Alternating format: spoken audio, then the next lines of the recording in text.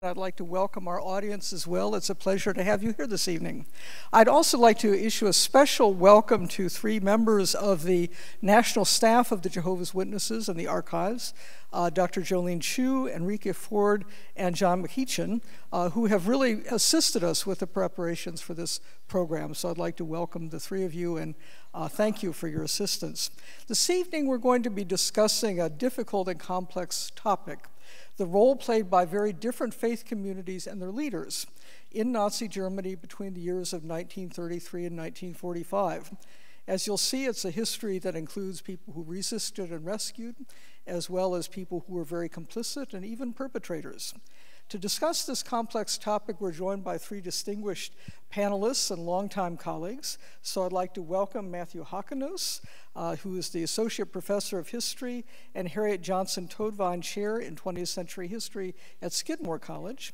Dr. Rebecca Carter-Chand, who is the Visiting Assistant Professor of History at the Strassler Center for Holocaust and Genocide Studies at Clark University, and Dr. Kevin Spicer, who's the James J. Keneally Professor of History at Stonehill College.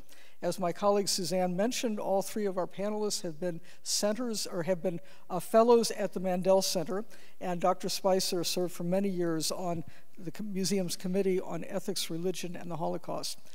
So Kevin, I'd like to start our conversation by talking about the complexities of this cover photograph. We know that it is taken in August of 1933 at a Catholic youth rally in Berlin. Monsignor Paul Steinman, who's the figure in the middle with the cross around his neck, was overseeing the Diocese of Berlin at that time in lieu of the Bishop of Berlin, who was quite ill. We know that Steinman's remarks about the regime on this occasion were positive. But one of the individuals in the photograph, the man on the far left, is a man named Erich Klausner, who was a Center Party politician, a Catholic politician who had been critical of some Nazi policies and would in fact be murdered only 10 months later during the Rome Putsch. So Kevin, can you tell us a little bit more about this image and why it's so complicated? What exactly are we seeing here? Well, if you talk to the archivist in Berlin in the diocese, they don't really know the actual background to what's taking place here. It is at the youth rally.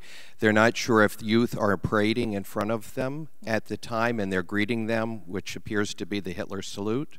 Or some people like to say, probably a little bit more apologetically, they're blessing who's ever in front of them.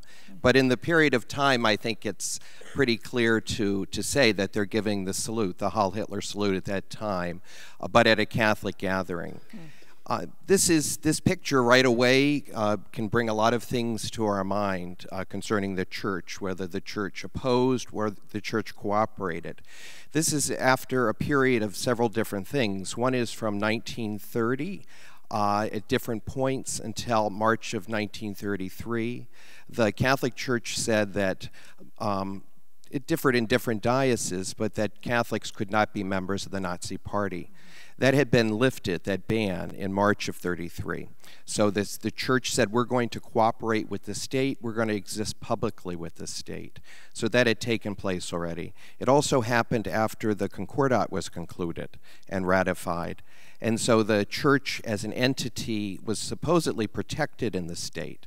So there were harmonious relations at this moment, I would say, in many areas between church and state. So looking at that, the priests, as many German Catholics were at that period of time, they were exploring what it meant to be German in the National Socialist state. And many of them embraced that, as Monsignor Steinman here in this picture, almost in the very center, used language that was very sympathetic to nationalism and in part sympathetic to National Socialism. Thank you. I think this is a major point in this history, both with the Catholic and the Protestant churches. The ways in which photographs like this one conveyed the message to the ordinary German that the Nazi state was a legitimate state that the church supported.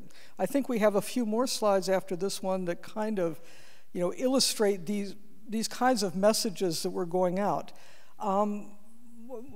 Is that an accurate assessment? Was the church consciously sending that message, or were they trying to see which way the wind was going? I think you have to look at different dioceses, you have to look at different clergymen themselves, you have to look at Catholics individually. There had been people who had supported the National Socialist Party who were Catholic for a long period of time. There had been, even when they weren't supposed to do that. There were people after 33 who started to embrace it after the ban was lifted or after Hitler came to power. So I think there's a lot of, you have to study it very much on an individual or diocesan level, but clearly at events such as we saw portrayed in the first picture, there is somewhat of a public blessing. There's trying to find out, to work in harmony with the state, so to exist in the state. But already there were issues that were coming about. There were priests who would make statements from the pulpit that they were not being critical, but they were seen in the eyes of the police as being critical. So I would say it's an area of exploration from about March of 33 until the Rome Purge, when Erich Klausner, who was in the first picture, was murdered, and it was a very clear change of temperature, as you'd say, in the state. Yeah. Now, we're looking right now at a photograph of Philipp Heuser, who was firmly behind the Nazi movement. You've published a book on the so-called brown priests, the members of the Catholic clergy who were actually members of the Nazi Party. Was Heuser among this group? Was he one of your brown priests? Yes, absolutely. He was one of the most outspoken. He was preached regularly for National Socialists. Even after the war, after he had kind of separated himself supposedly, and he even was sent to jail for a period of time during denazification, sentenced to 5 years hard labor. He didn't serve the whole period. But even after the war, when he was being incarcerated in this camp, he was still ministering to the prisoners there. And he wrote about this ministry and talked about he was still kind of hobnobbing with former SS soldiers and still being able to preach the word to them, and wrote with great joy in these letters that we can read today. So he's one of a very exceptional few who were so strong and so public, but there were many who fell into those ranks, and then there were many who did not voice that clear a statement for National Socialism, but at the same time were very nationalistic and did support Hitler. Yeah. Now, there's a group in the Protestant church, if we can move along to the next slide, which, of course, is a very clear example of this kind of complicity. Matt, the Protestant church faced a very unique challenge with this German Christian movement. Can you talk a little bit about where this movement came from and who they were? So it's important, first of all, to understand that German Christians are a very particular group within the Protestant church. They're not just Christians who are German. These were fervent Nazis who believed very strongly in fusing National Socialist ideology with Protestant theology.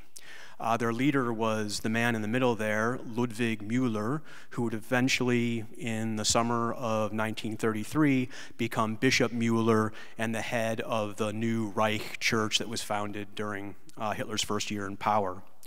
And the German Christians wanted to apply aspects of Nazi ideology to the church. And since the Nazis were all about racial purity, the German Christians sought to create a racial criteria for membership within the Protestant church. And they were particularly targeting, of course, Christians who had any Jewish ancestry or background. They wanted the church to be free of all Jewish blood. And in particular, they wanted to pass a law called the Aryan Paragraph, which was meant to copy the civil service law that the Nazis had passed in April of 1933. And this Aryan Paragraph would be something similar within the church, where they would try to exclude any pastors who had any Jewish ancestry. There were not many pastors in the Protestant church with that, but there were some. And so what this raised for the Protestants, of course, was the whole issue of the meaning of baptism. And it resulted in sort of an opposition movement within the church, which we'll probably talk about a little bit later, called the Confessing Church. And the Confessing Church was led by Martin Niemöller and Dietrich Bonhoeffer. And they objected to this idea of bringing racial criteria within the church. Thanks. Rebecca, you've done your work on the Salvation Army, and you mentioned this afternoon that there's actually a faction within the Salvation Army that is kind of nationalistic along these lines. Yes, so we see many of the same issues being played out, at least within the Salvation Army, which is the group that I have studied the most, and I wouldn't be entirely surprised if a similar thing had happened in some of the other smaller groups. But in the summer of 1933, a small group of Salvation Army, German Salvation Army branch, wrote to Reichsbishop Müller and wanted to break away from the International Salvation Army, which is a very international and hierarchical organization with the international headquarters in London. And this small group had been very nationalistic for some time and had been looking to break away and be more of a German, purely German group. But that just wasn't financially viable for them to do that on their own. So when they saw this happening with Müller, they saw an opportunity. Now, so interestingly, when the Salvation Army found out about this small faction that was seeking to break away and become independent under the patronage of the German Christians, they quickly shut it down, and those people, those officers who were seeking to break away were either transferred or fired from the organization. And so the organization as a whole did not choose to go that way. But you see this internal struggle certainly happening in similar ways. Interesting, isn't it, that it happens in such different religious bodies? Well, I want to come back to Matt. You mentioned Pastor Martin Niemöller, who, of course, is one of the most fascinating figures of this period. He became internationally known as a leader of the German or the Christian opposition to the Nazis, but he started out very differently. Can you talk a little bit about his background and where he went? During the 1930s, for example, he was seen in this country as the new Martin Luther, fighting against National Socialism. Yeah, so Martin Niemöller is a fascinating character. He was born in 1892 and lived until 1984, so 92 years. And during these 92 years, he evolved politically and morally in multiple different ways. He starts out his life, his father was a Protestant pastor, and Martin Niemöller and his family were very nationalistic and conservative. And at first, he's joins the Imperial Navy, and in World War I fights as a submarine commander for Germany. And then afterwards, when the revolution takes place in Germany in 1918 and socialists overthrow the conservative monarchy, he becomes an ardent opponent of the new liberal democratic regime. He actually votes in 1924 in district elections for the Nazis. Once Hitler is appointed chancellor in January of 1933, 2 months later, in March of 1933, he again votes for the Nazis. So he starts off his life as an arch right-wing conservative. He shows some signs of anti-Semitism, and at least until the Nazis came to power, he was on the far, far right. I think what transitions him into being in the opposition was things like the attempt to impose racial criteria in the church. His biggest issue with the Nazis was not their foreign policy, not their Jewish policy, and not their domestic policy, but their church policy. The Nazis wanted to infuse Nazism into the church, and that's what he opposed. Yeah. Niemöller's story raises, we were seeing some images of Niemöller throughout the 1930s, and of course he was tried in 1938, sent to concentration camps beginning in 1938, and was imprisoned until 1945. So it's easy to see why people viewed him internationally as such a resistance figure. Another interesting figure is Dietrich Bonhoeffer, of course. I think we have several pictures of Bonhoeffer. Bonhoeffer is also, like Niemöller, viewed as a resistance figure, and of course he was. He became part of the July 20th attempt to overthrow the Nazi regime, was executed by the Nazis in April of 1945, is somebody who had great political clarity in contrast to some of the people we've been talking about. In 1933, he said actually in one letter to a friend, "You can be Christian or Nazi, you can't be both." So he emerges as an early critic of the regime, but again with Bonhoeffer there's also some complexity. Let's move along back to some of the Catholic leaders, including Bernhard Lichtenberg, who I think is a figure someone like Bonhoeffer, and because his witness is so clear. Kevin, can you talk a little bit about the next 4 slides we're going to see as we scroll through them, because they're all people who were viewed as very heroic, with, I think, very different stories. Right, Lichtenberg is unique. There are about 100 priests that I found, I'm doing some research on that now, who spoke out for Jews, and you're talking about out of 26,000 specifically. He's probably the most famous. He spoke out after Kristallnacht, making it very clear that the synagogues that were burning, that they were houses of God, and he stated that publicly. There have been many witnesses, because within the church itself is being considered through the saint process at the moment. And so there's been a lot of investigation of his life, and people have given testimony. And he continued to do that for several years, to pray at evening prayer and at Mass during the intentions for people who were Jewish, for people who were persecuted. And he amazingly was not turned in. There was a lot of denunciation that went on in that period of time, but he was not. And eventually, there were a few students who heard him praying, and they went back and they reported that to a friend of theirs, who went home and told her father, who was a member of the SS, and they arrested him. Lichtenberg had a long record, though, of opposition. He had very early on joined a petition someone brought to him against a concentration camp, and in that letter specifically it spoke about how Jews were being mistreated worst of all. He had spoken against the euthanasia policy, so he was very outspoken throughout his life. In the very end, he is arrested, he is tortured, he's interrogated, he's imprisoned. When he finishes his term, he volunteers to go to a ghetto in the east to service anybody who would take his ministry. That was refused, and the SS ordered his arrest, and he was being sent to Dachau, where most of the clergy were being sent. And on his way there, he had been mistreated, specifically right before that. He was very weak from his imprisonment. He died. He's unique. I don't want him to be the one person that we center upon. Sure. But he was also supported by his bishop, von Preysing. And von Preysing, with Lichtenberg's help, and Margarete Sommer, a very courageous Catholic laywoman, worked together to found a relief agency to aid primarily Jews who had converted at some point to Catholicism, but by the Nazis were seen as racial Jews.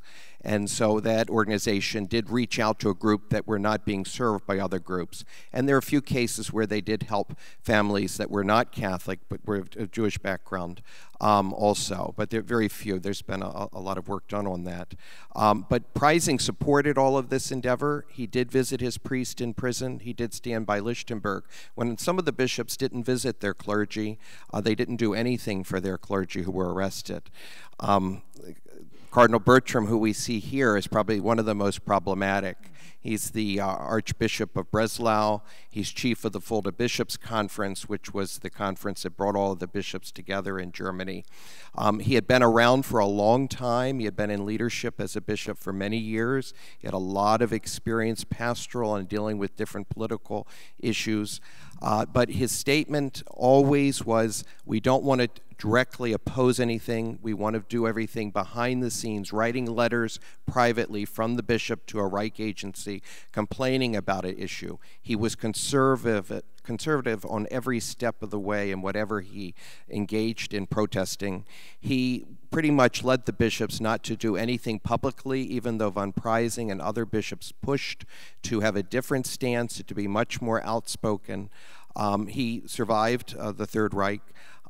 In the 1940s, against the wishes of other members of the Fulda Bishops' Conference, he even sent birthday greetings to Adolf Hitler when it was very clear what was going on in the country with persecution of Jews, and very clear concerning the churches who had lost their youth groups, who had lost a lot of their ability to minister to Catholic youth, and he was still playing this game with the state.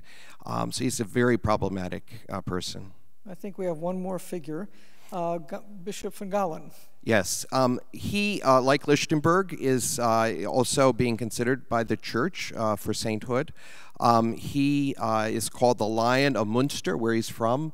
He was a person who was very outspoken against the euthanasia policy. He preached 3 sermons, and in them, one of them, he really was very critical of the Gestapo and its measures against German citizens. He didn't speak about Jews in that, but about German citizens and what was going on. And in the last of his sermons, he spoke against what was happening with the euthanasia action, T4. He never specifically spoke out for Jews or against the persecution. A colleague of ours has written a book that's examined his life and very specifically has found that he was quite anti-Semitic in his statements, very supportive of the National Socialists in their campaign against Bolsheviks. So while he did speak out, he gave a lot of meaning, like to the group The White Rose. They did find him inspirational in his words. It's a youth group of different people with different religious backgrounds, but that spoke against the Nazis. They found motivation in some of the things he said because his words were spread. They were mimeographed and given out throughout Germany. So everyone in this period, you can't use the word saint per se. You have to see people are very gray in this period. Yeah. They do some courageous things, but at the other time, not so courageous. Sometimes quite against the commandments. That's a great point. You know, we've been focusing on leaders in the church, but I'd like to turn our attention a little bit to the role of ordinary Christians. We're about to look at a series of slides of people who were simply lay members. Sometimes they weren't even religious. The White Rose is actually a group of college students who are somewhat religiously diverse. My sense from my own research has been that the real resistance and rescue activities often came from the grassroots. They didn't come from the top down. And I'm also struck by the fact that many of these groups that we're looking at right now were distinct communities. That is, you have a cluster of people who support each other and lay the foundation for actively helping Jews. So I'd be interested in hearing your impressions. Rebecca, you've especially looked at these kinds of groups. Do you think this is an accurate observation from your own research? Yes, I don't think it's so simple as to say that groups with a history of persecution themselves automatically turned to see the how other people were being persecuted and then go to their aid, especially Jews being persecuted in this period. And I know we mentioned the USHMM case, and that is a sort of an outlier and something that continues to fascinate historians and the public, I think.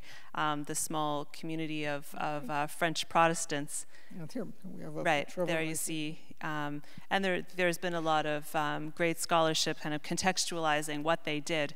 I think for many of the smaller Christian groups in Germany, they were in such a marginalized status and felt very vulnerable, and that actually made them turn to the state and want to be accepted, did a lot of effort preemptively to make sure that they were in a favorable position themselves, legally and further with the state. Yeah. So, but of course, the Quakers are the one exception within right. Germany, and the Quakers are interesting because they have a long history of humanitarian intervention and helping other persecuted groups. I would say that they are the one small religious group who really did step out and try to help Jews during the Nazi period. And what's interesting about the type of help that they did, it was not just in secret. You know, we have cases of individuals hiding Jews or helping them emigrate in the earlier years, especially. The Quakers did a lot of their assistance by showing solidarity with Jews very much out in the open, out in public. And even in the war years, in the 40s, as Jews were being rounded up and deported from towns in Germany, the Quakers would do things like bring sandwiches down to the train station and stay there with them all day before they were deported. So a different question would be, how much did that help? I mean, they were still deported. So that's very different than rescue. But it shows a certain willingness to take a public stand and show solidarity with Jews. Yeah, Matt and Kevin, I'd be interested in hearing from the two of you about this question of what was happening on the grassroots level that wasn't happening among the leadership, and maybe, if you want to speculate a little bit, why? Well, very generally speaking, the Confessing Church, which was founded in 1934 by Martin Niemöller and others, had a moderate wing and a radical wing. And the moderate wing more or less went along with the idea that the Jews, there was a problem in Germany, a Jewish problem or a Jewish question that needed to be solved, and most of them sort of kept away from any sort of engagement in this question and were not involved in rescue in any means whatsoever.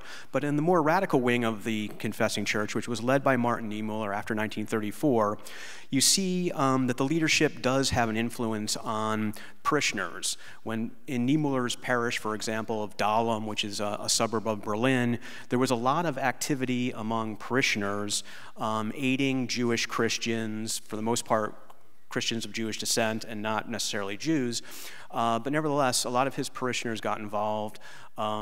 In one particular incident, Heinrich Gruber, who is also from Berlin, founded an office in Berlin that was specifically meant to assist Christians of Jewish descent.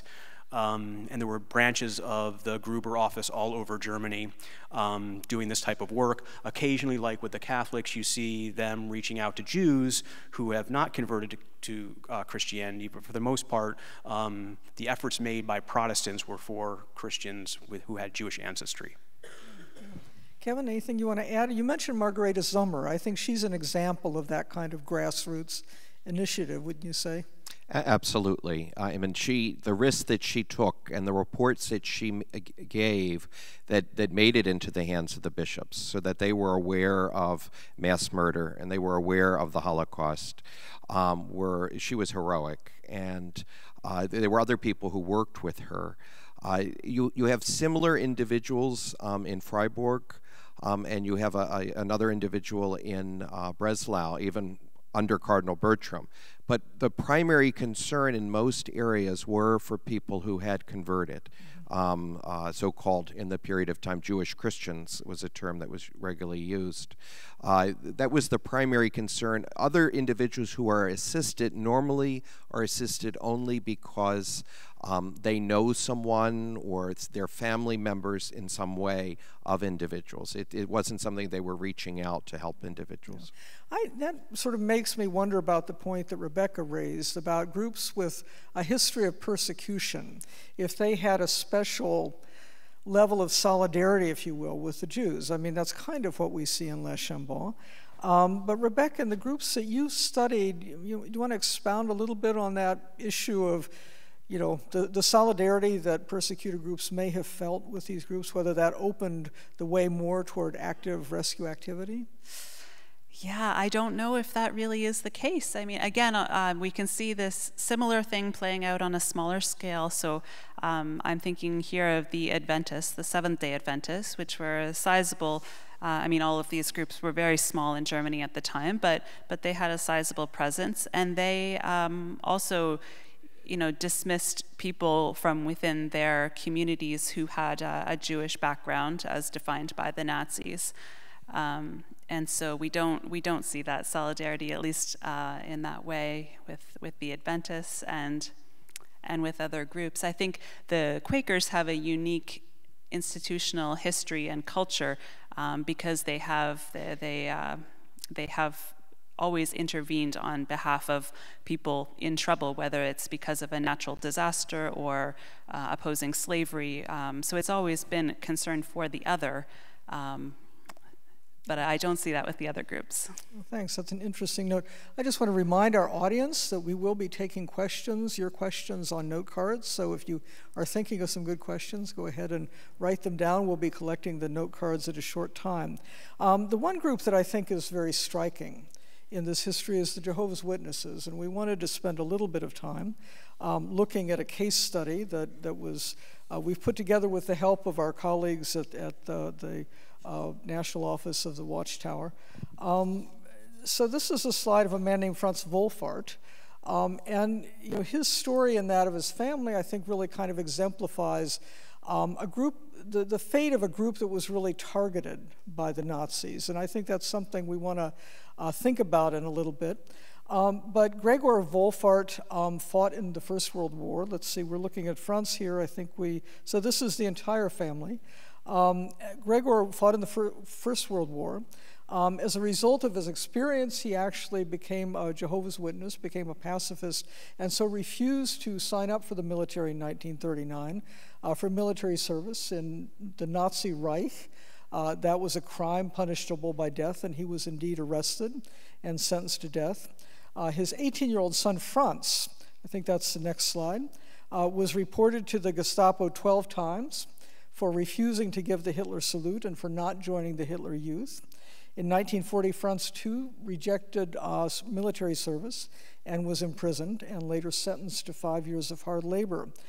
Franz's younger brother, Gregor, the next slide, was also in prison for refusing military service and was sentenced to death. And in his own imprisonment, I mean, he was treated extraordinarily harshly, kept in chains for 4 months, and starved. The four remaining siblings in the next slide were sent to a convent in Landau for indoctrination, and the boys were severely beaten because even, you know, as young boys, they refused to give the Nazi salute under these conditions. Gregor Wohlfahrt, the father, was eventually beheaded. What you're seeing here is the notice that his widow received from the Reich about his execution. He was one of 25 conscientious objectors from the Jehovah's Witnesses in Moabit prison in Berlin who were executed in December of 1939. His son, Gregor Jr., was also beheaded at the age of 20, one of more than 400 witnesses who were executed with or without a court trial. And in the final years of the war, Willibald, one of the sons, was sent to dig trenches at the front, where he died at the age of 17. So when you look at simply this one family, I mean, it's really kind of a stunning example of the ways in which this group was targeted. Of 35,000 witnesses in Nazi Germany, almost 40% were imprisoned.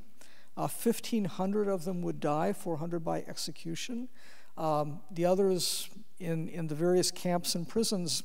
And Franz Wohlfahrt actually survived and was present at the opening of this museum in 1993. We have actually an oral history from him. And so I think I'd like to listen briefly to his testimony in this oral history about what it was that set the Jehovah's Witnesses apart from other communities, and then maybe we can talk a little bit about that. Well, since Jehovah's Witnesses were such a small group, why was Hitler interested in killing them or destroying them? Yes, because of their firm stand that they were staying neutral and not taking part in Hitler's goal to rule the world. And they feared if more people would take that stand, so it would be very damaging. And that's why it came up even in other churches. For example, Pastor Niemöller was saying in that connection after the war on one of these big gatherings, if we had taken the stand with the Catholic Church as true Christians, Hitler could have never gone that far. And there's no excuse, because many are saying today, we were forced to take part in that war. We were forced by Hitler. He said, Pastor Niemöller, we have seen a group of Christians which were not only giving up their freedom, many were giving up their lives to keep faith alive in those dark days. These were Jehovah's Witnesses. And if they were able to do it, we could have done it. And the same comment made even the former Chancellor Adenauer in a letter, according to Der Spiegel, on Eisenhower, where he said the churches had a great responsibility in the concentration camps. If they had spoken up, Hitler could have never be able to bring about these terrible things in the concentration camps. Well, it's interesting that he quotes Niemöller. Is it possible to show the slide of the Niemöller quote, which is a picture from this museum? But I think that's one of the things that he was referring to, this very famous quote about, not speaking out when other groups are persecuted, and by the time they came for him, there was no one left to speak out for him. But that question of, whether if the churches had spoken out, they could have stopped what happened. Well, I also just wanted to go back, if I might, to your description of the Jehovah's Witnesses and their persecution, and just say what stood out to me was their political opposition. There may have been a religious dimension to the persecution, but the persecution was primarily because they were viewed as disloyal Germans. They wouldn't serve, they wouldn't do the Heil Hitler salute, they didn't vote, et cetera, et cetera. Those were all political issues. And I think that's what was sort of missing from sort of the Protestant opposition. The Protestant opposition slowly but surely became a little more political between 33 and 37, 38, but for the most part, it remained sort of opposition to church policy more so than opposition to particular Nazi policies. As far as the quote goes, it's a fascinating quote because it's really, I think, very admirable that Martin Niemöller would say something like this after World War II, admit, in a sense, confess his guilt that when they came for the socialists, because I wasn't a socialist, I didn't stand up, and when they came for the Jews and I wasn't a Jew, I didn't stand up, so forth and so on. That's a real meaningful confession, and I think a lot of people have latched onto this, as they should, as a lesson to be learned. The one issue I have with it is that it's admitting to a sin of omission. I didn't do this. But I think that behind this, there actually is a sin of commission. Martin Niemöller didn't stand up when the communists were arrested, not because he wasn't a communist, it's because he thought communists were disloyal Germans. They were internationalists first. They didn't love Germany the way he loved Germany. And the same thing for the Jews. He didn't stand up not because simply he wasn't a Jew, it's because he had issues with Jews, and because he thought Jews couldn't be good Germans because they had loyalty to some other entity.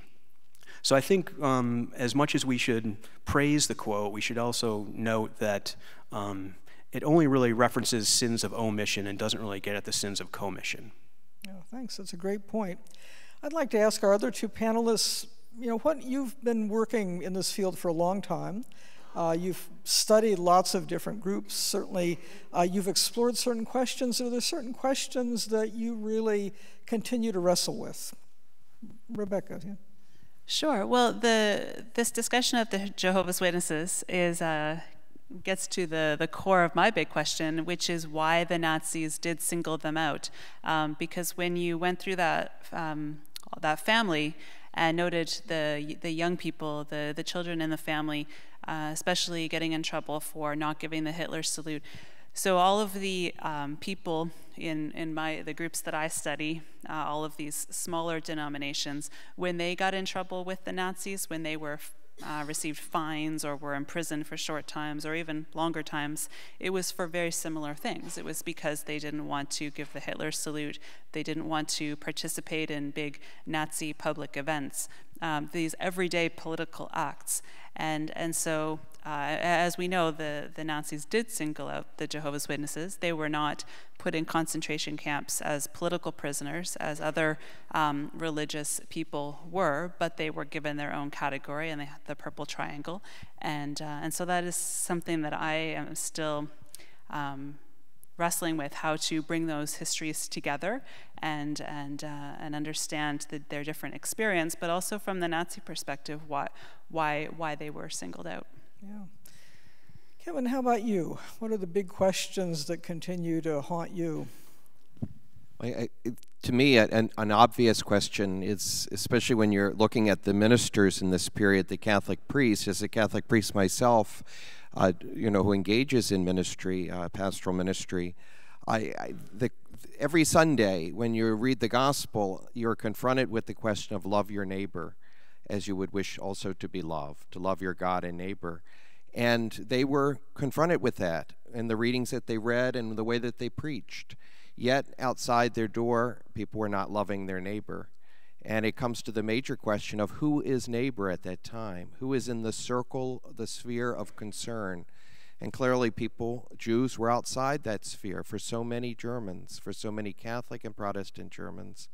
And I think that's something that still haunts the Christian tradition and will continue to haunt it because we're still dealing with the ramifications of the silence that went on in that period. Yeah. Well, looking briefly through some of the questions we have here, I think that we've got some good questions along those lines.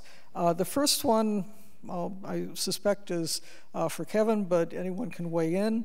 Why would a person be considered for sainthood if they actively supported the deportation of Christians? I don't know if that's a reference to von Galen or Bertram. Yeah, I don't think anybody that we saw today openly supported deportation of any individual. I think that they, in their own mind, didn't say anything. They didn't open their mind, and perhaps in a passive way, they supported what was happening around. There were, in other countries, such as Slovakia, in their parliament, there were Catholic priests, and they did vote in their capacity in representatives in the parliament to allow Jews to be deported. So when you broaden the picture outside of Germany, you do see active participation in that. But the different church leaders that we saw today, I wouldn't say that they openly, advocated for that in any way. If anyone else wants to jump in, Matt, do you want to comment? I guess I just would point out that this gets to this issue about a difference between Christian anti-Semitism, which we sometimes refer to as anti-Judaism, and Nazi racial anti-Semitism. It seems that most of the Christians we're talking about, although some cross the line, certainly several do, into supporting racial Nazi anti-Semitism. A lot of the people we're talking about, their lack of concern for what was happening to the Jews stems from hundreds of years of the preaching of Christian anti-Semitism in the churches. And so, although we don't see many Protestant leaders or Catholic leaders supporting the Holocaust at all, you don't see them getting too engaged in the opposition towards mistreatment of Jews, in part because of this long tradition of anti-Judaism. Thanks. Next question is about Bernard Lichtenberg, but the larger issue that's been coming up here. Bernard Lichtenberg spoke out. How did others accept the solution? I think maybe they meant the final solution. And Christianity. Did they believe it, or was it fear that drove them to accept Hitler's solution of death to the Jews? How much was fear a factor, do you think, with these people? Well, my first book is on the priest of the Berlin diocese, and I interviewed a priest who worked, he was a young priest at the time, and he told me, he said, you know, I said, did you do anything? Did you speak out? Did you help a Jewish person? And he looked at me, and he was very serious, and he answered very honestly. He said, you know, there were people that I knew that did, but I was not made to be a martyr, and I had too much fear. And that was his answer. And I think for many people, you think about your own families, what you're willing to risk. You think about people in subjugated countries, what you were willing to risk, because in countries outside of Germany, if you did aid Jews in certain countries, you know, you could be shot, other members of the family could be shot. Yet people still did it because they believed that was the right thing to do for a variety of reasons, religion being one of many. Yeah. Rebecca, how was the dynamic with regard to this in some of these smaller groups that perhaps felt more vulnerable? Do you think fear was a factor among these smaller communities? Yeah, here I think the timing makes a big difference to what we're talking about, and we see tremendous change from January, February, March 1933 through to 35, 39. There are all these turning points, and then into the war years. So certainly their fear at the beginning was that they might be shut down, and that was a legitimate fear. The Jehovah's Witnesses were banned and dissolved, and the Seventh-day Adventists were actually banned for 1 week, and then they had someone within their church petition the government and have that overturned, and so that was a victory for them. And the other smaller groups were fearful of being shut down as well, and so we can see historically those fears were legitimate. But so we're not talking about fear of what if I step out and help someone who is persecuted, but fear for their own institutional survival. So here's a Protestant question in the anniversary of the Reformation, the year of the anniversary of the Reformation. Please comment on Linda Roper's suggestion that Martin Luther's willingness to make compromises with political authorities, even when they are acting in an unchristian manner, provided the theological underpinnings of the accommodations many Lutherans would reach centuries later with the Nazi regime. How much of an effect do you think Martin Luther's work is in 20 words or less? Big question. Yeah, with this anniversary that's being celebrated this year, this has come up a lot. It does seem to me that Martin Luther espoused, definitely later in his life, a very virulent form of anti-Semitism. He wrote a pamphlet called The Jews and Their Lies, which is just horribly anti-Semitic. And I think that this certainly plays a role among Protestants during the Nazi period. Luther was really worshipped by German Protestants, as you can imagine, and they were quite familiar with his writings, of course. And I know that sometimes the German Christians in particular, that is the anti-Semitic Nazi Protestants, would quote Martin Luther, and positively his anti-Semitic writings. So I think that it does play a big role. Yeah. Well, of course, the Nazis used Luther as sort of a Germanic hero. So here's a good question. These are great questions. What caused most Christians to view their spirituality and their political views as separate? Why didn't spirituality inform their politics more? What do you think? Anybody want to take that one on? Well, I'll just start by saying there is a tradition among Lutherans of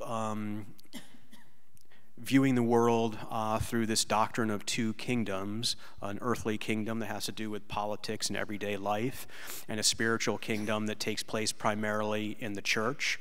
And a lot of Lutherans adhered to this doctrine, and would separate their Christianity from their politics. And so they believed there was nothing problematic with being a good Christian and being a good Nazi. Anyone else want to jump into that? No, within the Catholic tradition, especially in Germany, you have priests who are members of the Center Party, which was the Catholic Party, or the Bavarian People's Party, which represented Catholic interest coming out of an experience in Imperial Germany. And so people were very involved in politics. It wasn't like politics was not part of Catholic life. At masses, you would have candidates recommended to the faithful. So it was very much a part of it. So I think you divorced the two when it was convenient or when an issue was difficult.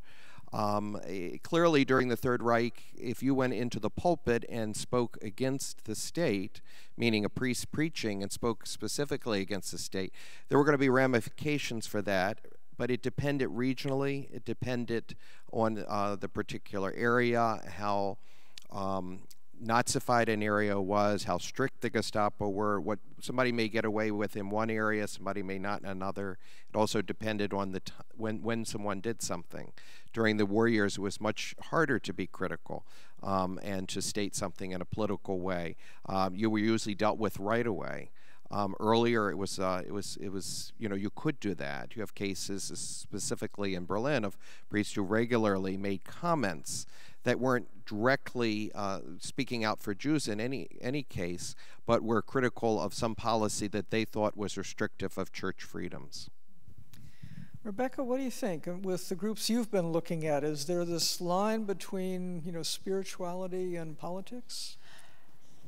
No, and again, when we're talking about the early 30s, I think that many of the political changes that Christians saw in their country, they viewed as positive, and as Kevin said, people liked it when they saw that that the government was not interfering in their faith communities so they were concerned about things like interference on youth groups and being shut down of the youth groups or being folded into the Nazi youth groups. But many of the changes that they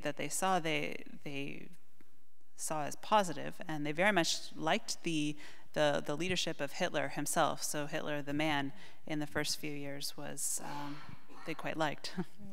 Now here's a question that I think touches on one of the issues that is sort of a puzzle in the historiography: the extent to which the Nazis were anti-Christian and Christians in Nazi Germany actually felt pressure not to be openly Christian. So the question is, how many groups had the option to renounce their faith and effectively get out of jail free card?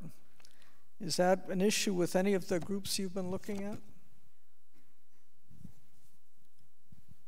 So there's the Jehovah's Witnesses. There's a smattering of other smaller groups that were actually banned. And then when splinter groups rose up from them, they too were banned right away. But for the majority of Christians, what would that be? But 98% of the Germany, it was not illegal to be a Christian. So, well, let me ask about the banned groups then.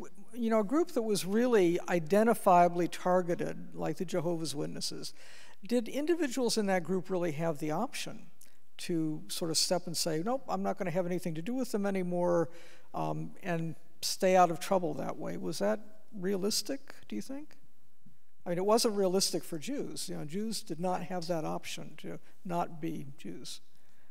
Right, absolutely. Yeah. These were not racial categories. Of course, an individual or a family had the option to renounce their faith. And I think that a few did, not very many, but some. Yeah.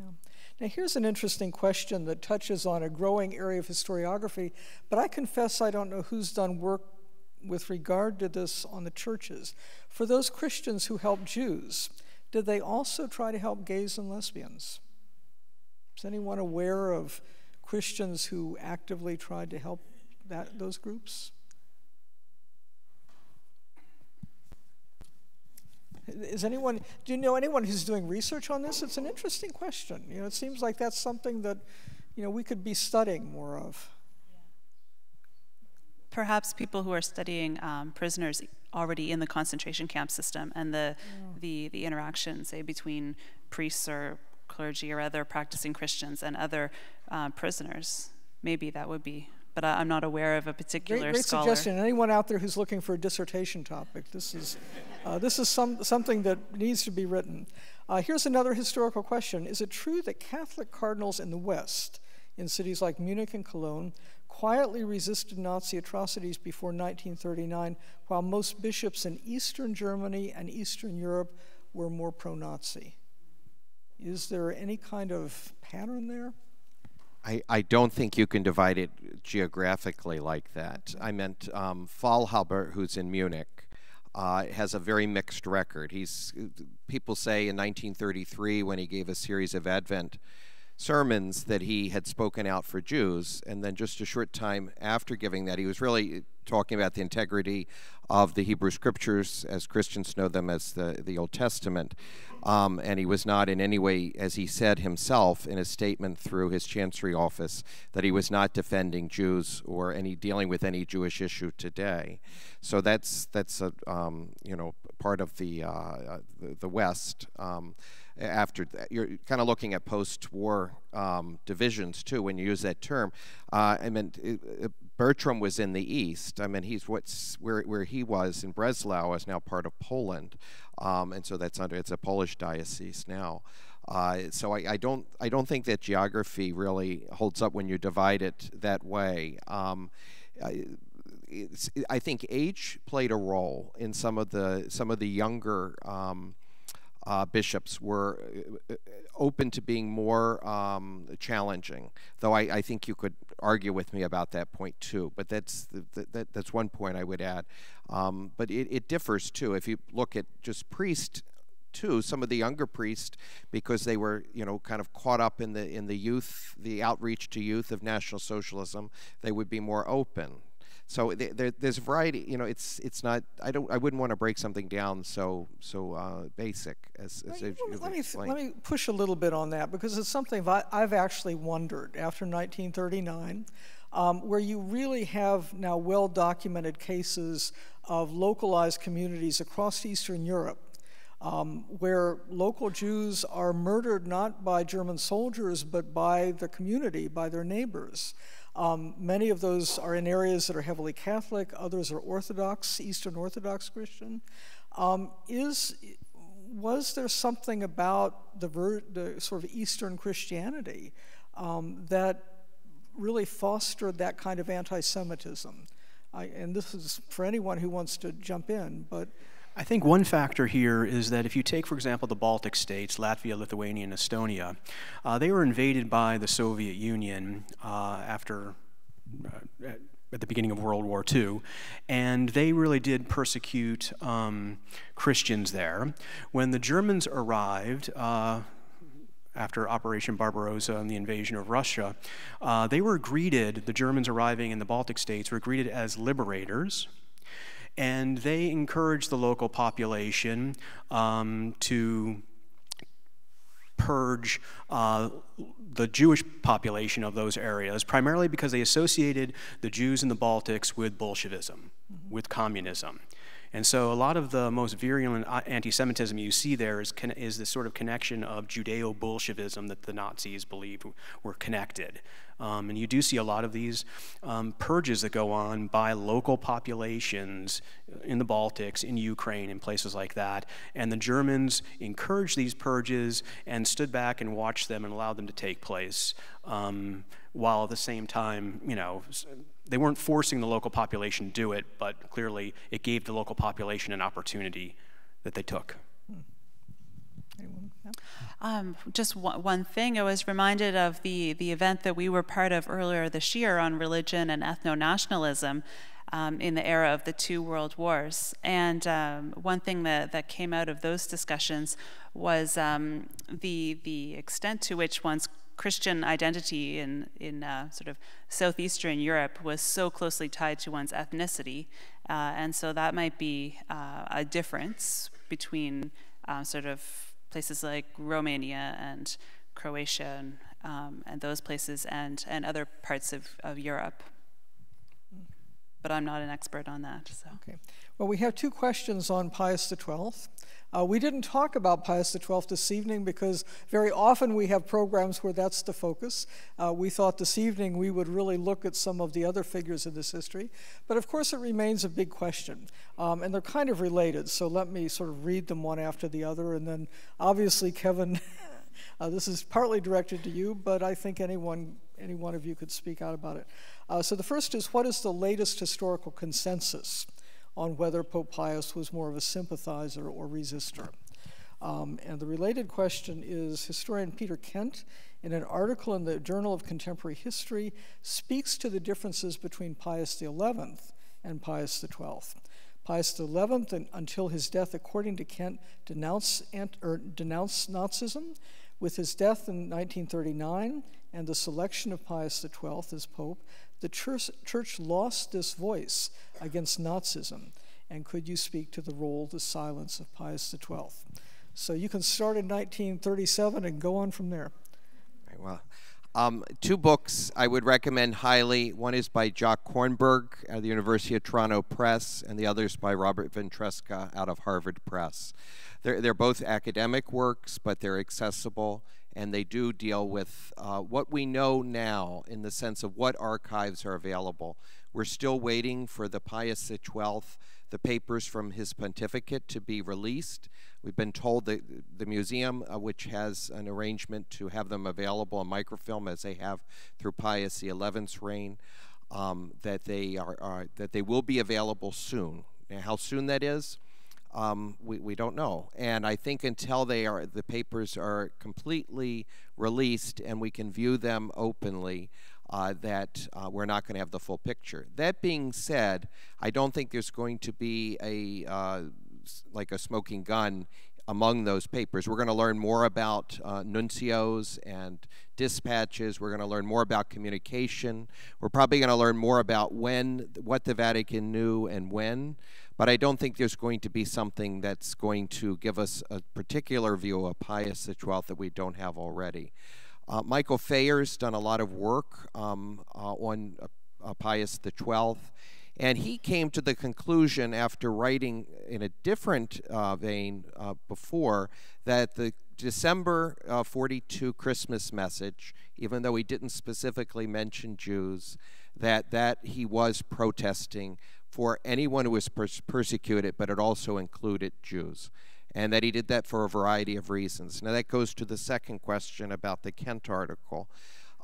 Pius XI, David Kurtzer's Pulitzer Prize study has examined this issue about Pius XI and what he knew in relationship with Mussolini and the arrangement.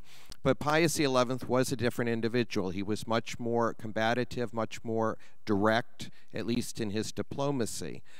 Pius XII was a diplomat. He spent most of his life as a diplomat. He approached things like a diplomat. He believed things should be done behind the scene. So they approached the issue differently. We don't know exactly what Pius XII did in encouraging religious communities and anybody that he could reach, that he had influence over in Rome or in other countries. What did he ask them to do specifically? That's going to hopefully, some insight into that is going to be open when the papers are available. We're going to know more about that. We have documents here and there, mostly.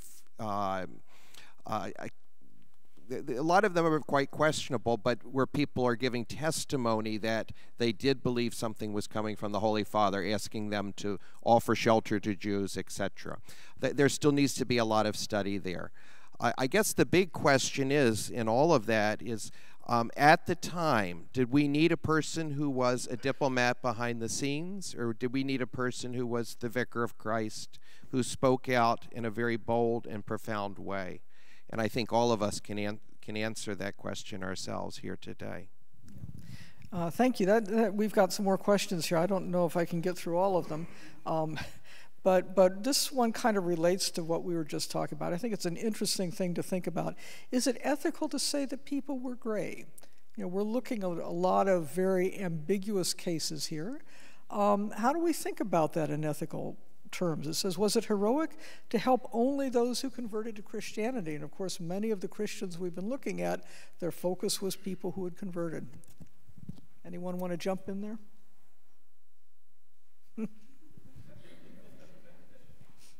If you don't mind. I think when we say someone is operating in a gray area, I think we're, as historians today, we're looking at how they operate it, how they appear, what their decision making. It's not quite an ethical question, it's more of a historical question, that in their personality, somebody like Van Galen, there's good and there's another side. Some people see him as perfectly good, but there is another side of what he did not do. Matt spoke about that earlier, of what could have been done and what was not done. So I think that's the term gray is why we would use that per se. The ethical question of it, you could comment on just using that term, but I think you have to study these individuals historically and understand them, and then say what could have been done and what was not done, and I think then you can ask the ethical questions. Either if we want to speak on that point?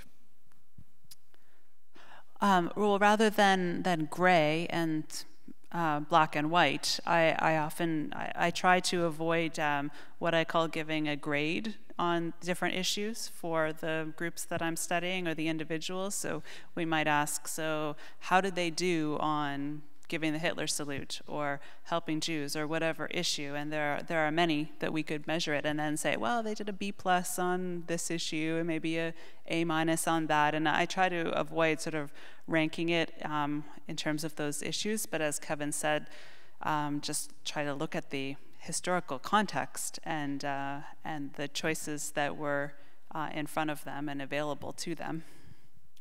I'll just add that I think that it's important that when we talk about opposition or resistance to Nazism or to Nazi anti-Semitism, that we define that very broadly and that we take into context the specific time and place that we're talking about and the individuals we're talking about. So for example, Jews resisting were in a completely different situation than, say, German military men. So it's one thing for the German army generals and so on to try to kill Hitler with a bomb. That seems to us like resistance, blowing up train tracks or something like that. But Jews had a very different situation. They didn't have the support of the population in most of the countries they lived in, and so the type of opposition and resistance that they might have mounted was completely different than the type that you could look to for German priests or military personnel. So we need to move on in a minute to a final trailer, a film trailer, but there are a couple of questions here about museum resources. I think some people want to find out more reading material. But two questions that kind of relate to that. One, were the Quakers persecuted for helping Jews? I don't believe there is anything in the museum addressing Quaker actions resistance. Another question, what about Unitarians? So, there are lots of different groups we haven't touched on this evening. The museum actually does have phenomenal resources on both of these groups, and we have a new exhibition that will be opening in the spring of 2018 that will feature the role of Quakers and Unitarians, I believe, rather prominently. So it's something that people are working on. We do have the resources, and there are some publications. My quick answer, because I don't think we've got this up on a slide, if you're interested in finding out more about the museum's resources and literature about these different religious groups, just go to the museum website, USHMM.org. And you can type in programs on ethics, religion, and the Holocaust, which will take you to my page, and we do have different resources there. It will also give you my contact information, and I'm always happy to answer specific questions and point people in the direction of specific literature if they're interested in certain groups. You can go to our library and do a search. We have hundreds of books on the different churches, the role of different religious figures. And we have quite a bit in our Holocaust Encyclopedia. And last but not least, thank you to our wonderful panel this evening. Please join me in thanking them for a great conference.